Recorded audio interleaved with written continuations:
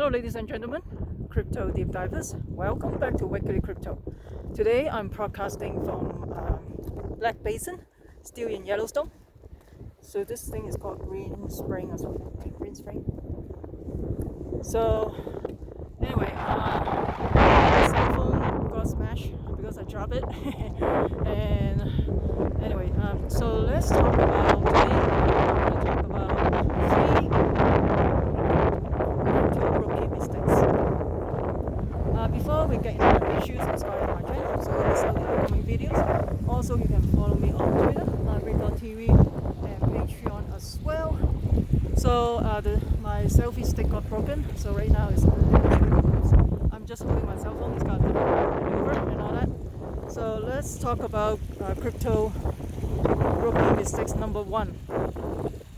So number one, so you basically listen to a whole bunch of YouTuber, what altcoin or tokens you're going to buy, and then you buy it without even look at it, and you don't even know why you buy that particular token, basically.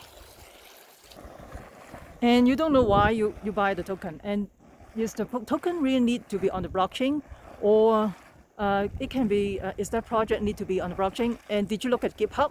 If they have any activities, if they have any commit, how many commits they have, or as well as like, did you look at the team?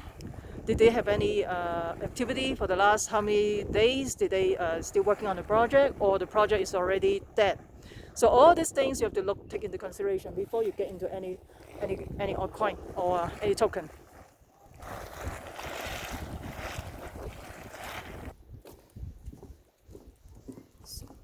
So you have to ask yourself all these questions before you get into any coins.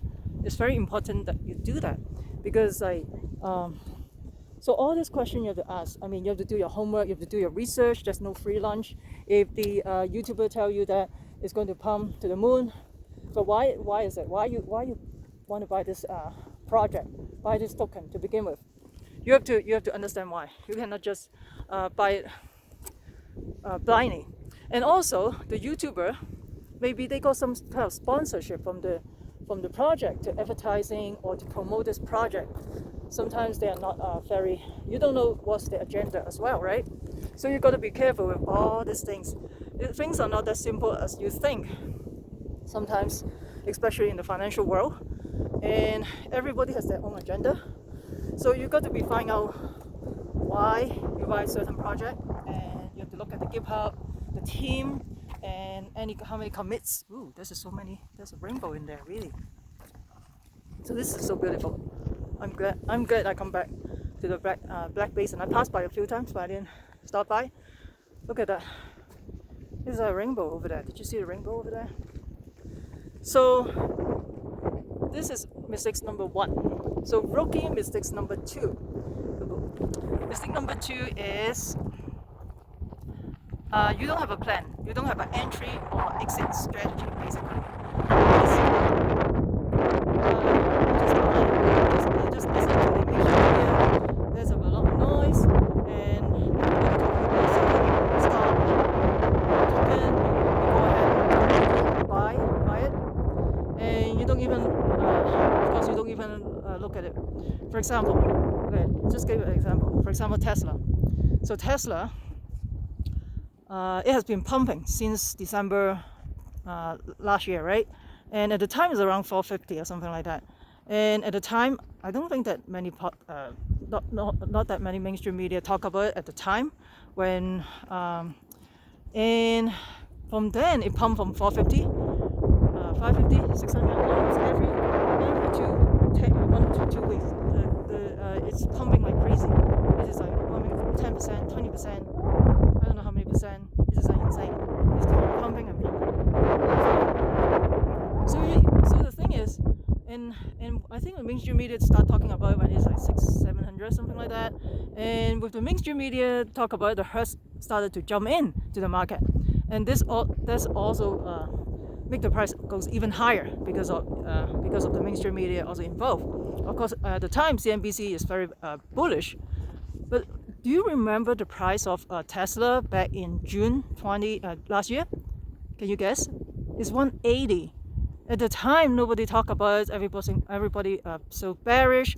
CNBC, those analysts are questioning why Tesla is more valuable than GM or Ford, and everybody's questioning about Tesla and how whether they can make enough cars and automobiles and money and stuff like that. Only one analyst, I think she was in CNBC doing an interview, Kathy Woods, Investment. She has been bullish on Tesla all along, and the CNBC analysts don't know what they're talking about. And obviously, Kathy Woods is very patient, answering all this idiot, the CNBC, all these people. Anyway, I don't want to. Anyway, so that's my take on it. At the time, everybody is so bearish, and then people sell off the stock, and and of course there's a lot of news about shorting the Tesla stock and all that, everything, and the news is very bearish at the time, and nobody want to buy it at the time, right? So my point is, before you get into a trade, you got to have a exit strategy or entry and exit strategy. That is very, very, very important. You do that. Otherwise, when it get to 800, you will say, oh, it will go 1,000. When it get to it will go to 2,000. Ooh, the steam. And when it get to when it get to 180, it will go even lower, right? 180, it will go 150. I'll buy later. So that means you have to have a discipline. You have to execute the trade. You got to have a plan for the entry and exit strategy. So it's important that you have an entry and exit strategy, not just listen all the noise in the mainstream media.